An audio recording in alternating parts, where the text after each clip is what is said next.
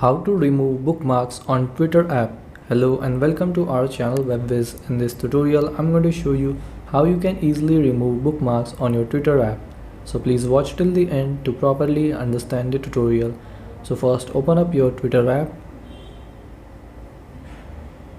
and once your Twitter app is loaded, first let me add some tweets to my bookmark.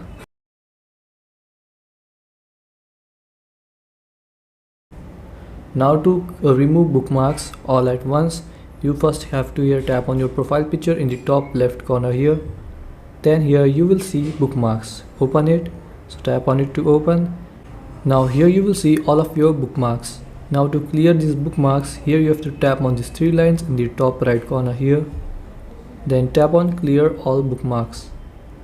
Then again tap on here clear. And all of these bookmarks will be cleared.